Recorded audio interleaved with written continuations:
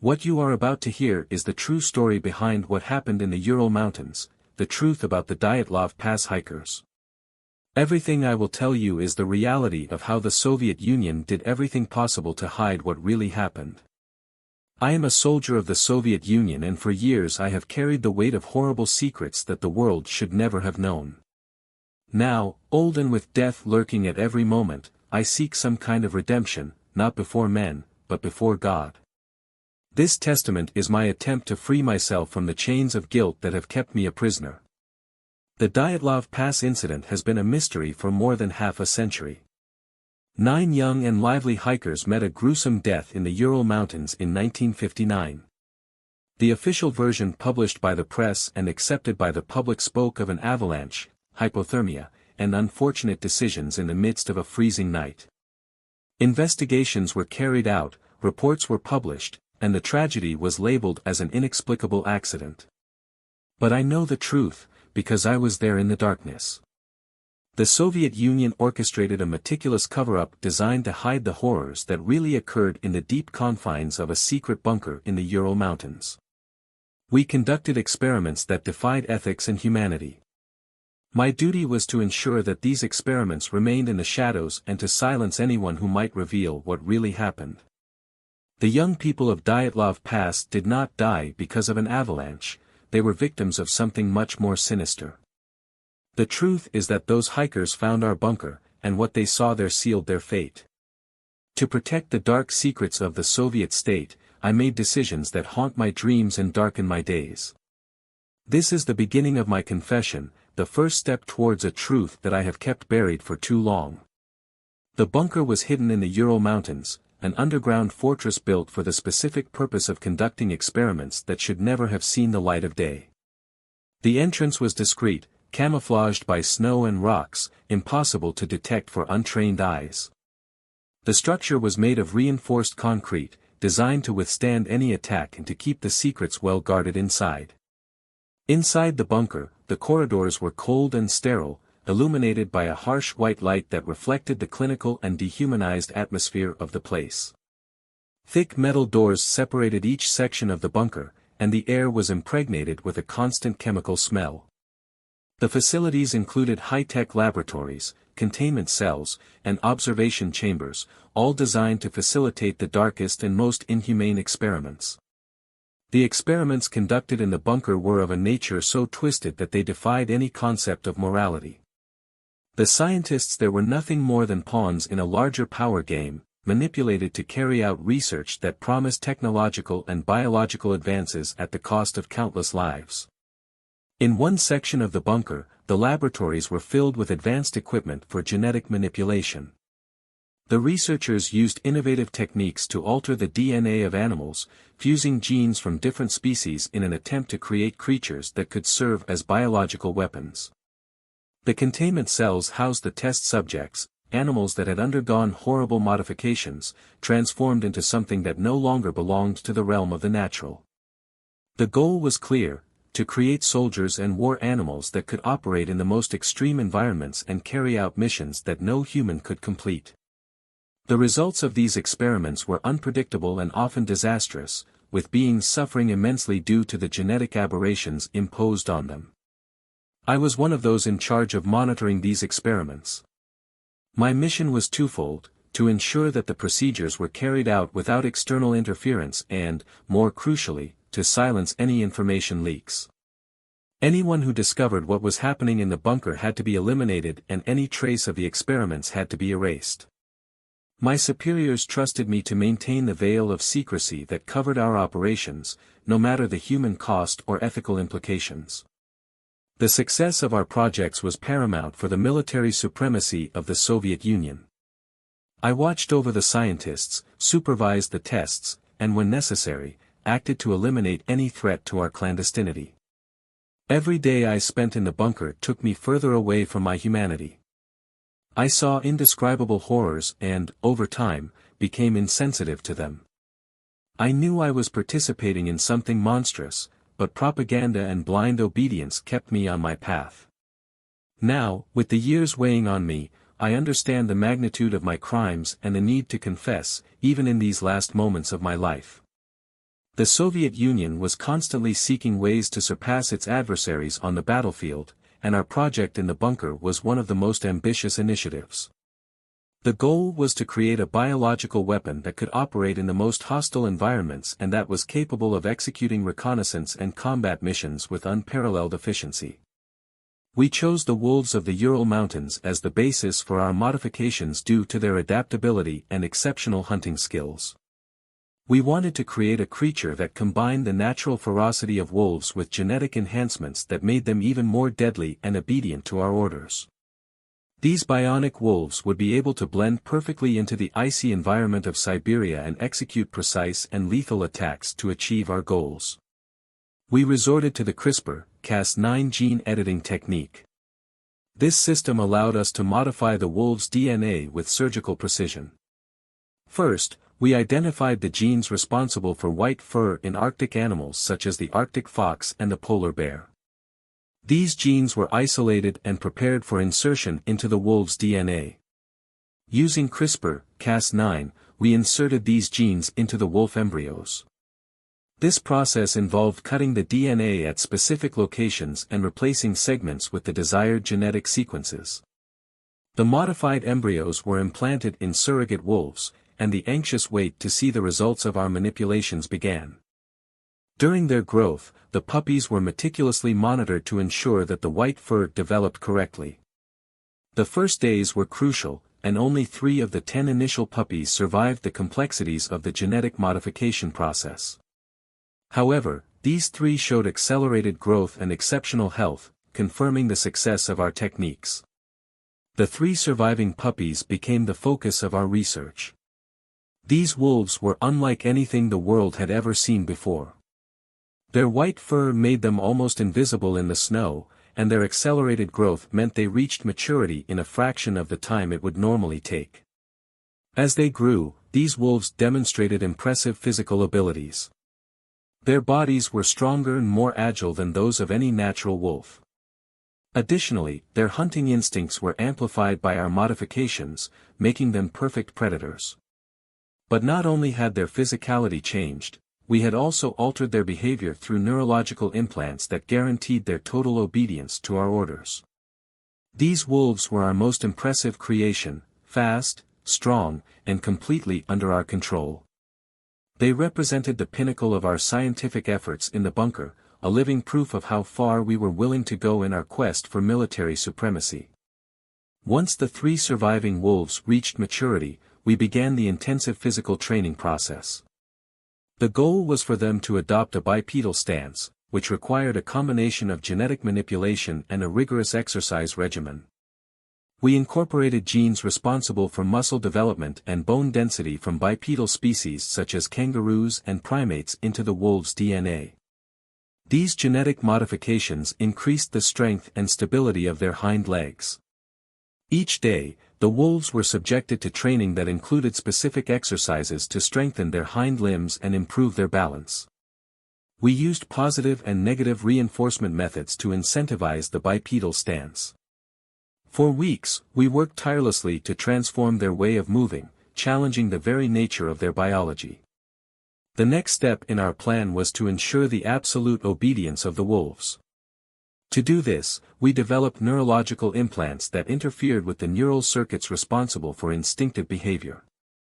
These implants were inserted at the base of the wolves' skulls, in areas of the brain that control behavior and response to stimuli. In addition to the implants, we used Pavlovian conditioning techniques. The wolves were trained to associate certain stimuli, such as auditory or visual signals, with specific behaviors. For example, a sharp auditory signal conditioned them to adopt a submissive posture on all fours, while another signal made them rise and prepare for combat in a bipedal stance. This behavioral conditioning was regularly reinforced to ensure the wolves maintained their training. Once we deemed the wolves ready, we decided to test their obedience and combat capability outside the bunker. We went to an isolated area in the Ural Mountains where we could evaluate their performance without fear of being discovered. First, I gave a specific order using a sharp auditory signal. Immediately, the three wolves adopted a submissive posture on all fours, their bodies low and their gazes fixed on me. This instant reaction confirmed that the neurological implants and behavioral conditioning were working perfectly. To test their speed, I ordered the wolves to run to a specific point about 500 meters away. In a matter of seconds, they launched themselves at full speed, covering the distance impressively fast. Their ability to move quickly in the snow, combined with their white fur that made them almost invisible, demonstrated their potential as stealth weapons on the battlefield. Finally, using another auditory signal, I ordered the wolves to rise in their bipedal stance. Fluidly, the three wolves rose onto their hind legs, adopting an imposing combat stance. They were true war beasts, standing 2.5 meters tall with impressive musculature. Then, with a different order, they returned to their posture on all fours, once again showing their total submission. To ensure they could attack under control, I pointed to a mannequin equipped with impact sensors. With a specific order, the wolves attacked the mannequin in a bipedal stance, demonstrating lethal strength and precision. Upon giving them the signal to stop, they immediately retreated, returning to a submissive posture on all fours. These three wolves were the culmination of our efforts in the bunker, fast, strong, camouflaged, and absolutely obedient. They were ready to be deployed on reconnaissance and combat missions, becoming the perfect embodiment of our scientific and military ambitions. On the night of February 1, 1959, an unexpected incident threatened to jeopardize our entire experiment. Semyon Solotarov and Lyudmila Dubinina, two of the hikers, found the entrance to the bunker while seeking refuge. They decided to explore, unaware of the danger that awaited them. Upon entering, they were exposed to the radiation that still permeated the bunker, putting the operation at risk. Seeing this through the security cameras, I knew I had to act quickly. With an order, I instructed the wolves to attack and kill them, ensuring they didn't damage their clothes too much. The intention was clear: eliminate the threat and cover up everything that had happened so no one would find out. The wolves, obedient to the sound signal, launched the attack with lethal speed and precision. Semyon and Lyudmila had no time to react. In seconds, their screams were silenced, and their bodies lay motionless on the bunker floor, their throats torn apart but their clothes relatively intact. I thought the situation was under control, but upon reviewing the exterior cameras, I realized I had made a grave mistake.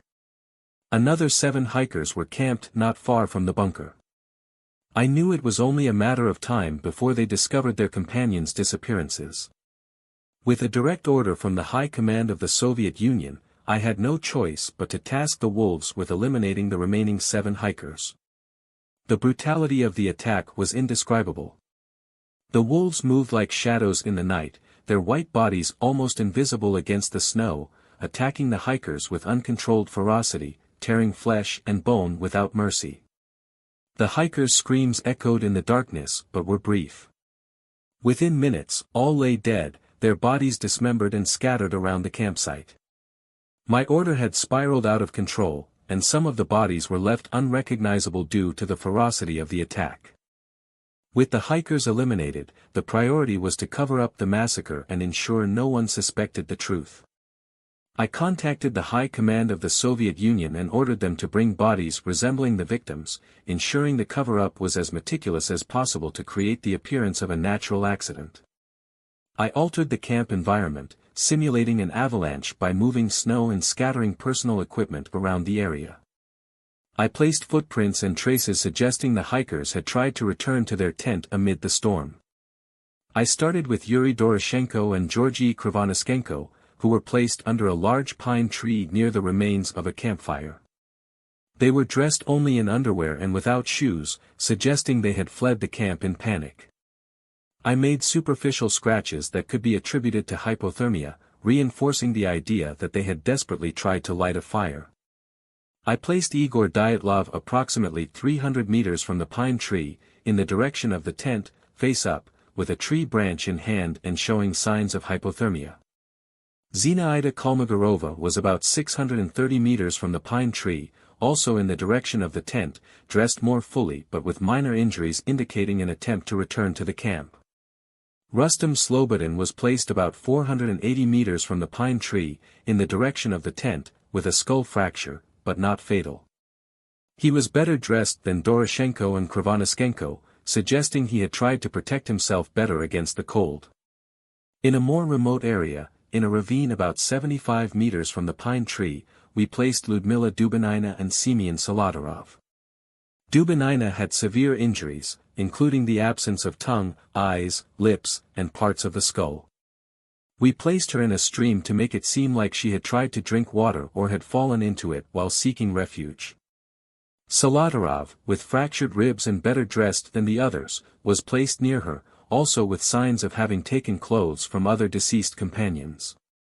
Both were missing their eyes, a detail I wanted to appear as the work of a scavenging animal.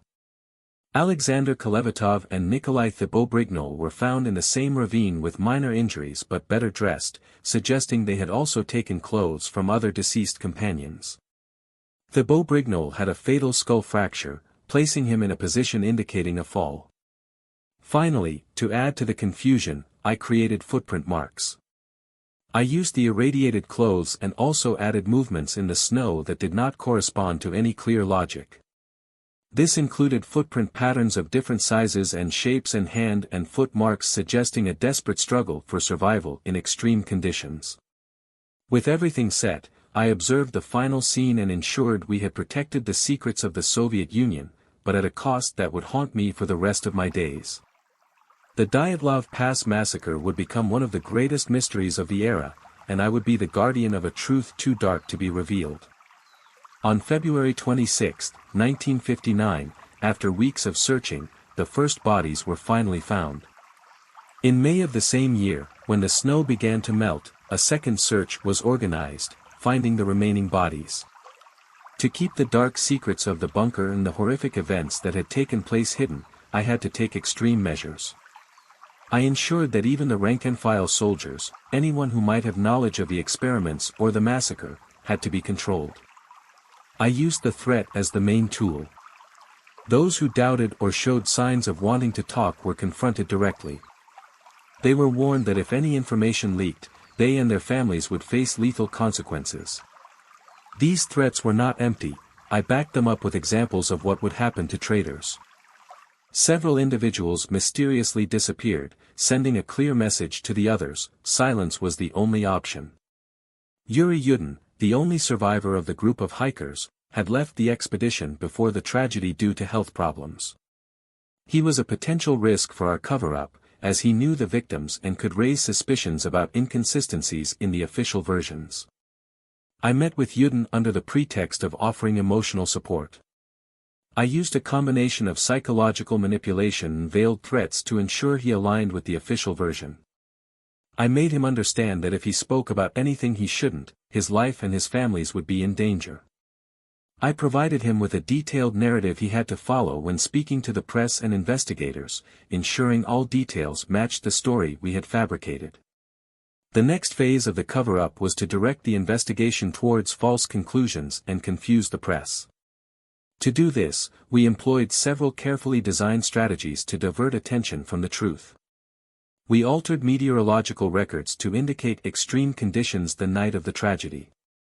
We placed avalanche traces in specific areas and manipulated the hikers' equipment and belongings to suggest they had desperately tried to protect themselves from the cold. We circulated rumors and contradictory theories in the press. It was suggested that the hikers had been attacked by local tribes or wild animals, and stories about paranormal phenomena were promoted. The intention was to create a sea of disinformation in which the truth would remain buried. The investigators sent to examine the case were under strict orders to follow the official narrative. They were provided with manipulated evidence and instructed on what conclusions to draw. Any investigator who showed too much interest in inconsistent details was quickly replaced. Local witnesses and other hikers in the area were interviewed under supervision. Their statements were carefully edited to fit the official version. Any hint of doubt or inconsistency was eliminated before being presented to the press or in official reports. The cover-up was meticulous and effective. Although there were murmurs and suspicions, the combination of threats, disinformation, and strict control over the investigation and witnesses allowed the truth to remain hidden. The Dyatlov Pass incident became one of the greatest and most debated mysteries of the era, but the official narrative prevailed, at least on the surface. What happened to the wolves? Well, the initial success of the bionic wolves was soon overshadowed by critical problems that arose due to their rapid growth. The genetic modifications we had attempted turned out to be a double-edged sword. While the wolves developed into physically impressive and lethal beings, their biology couldn't withstand the accelerated growth we had induced. The first signs of trouble began to appear when the wolves were about 5 months old. Despite their robust and healthy appearance, their bodies began to show signs of extreme stress.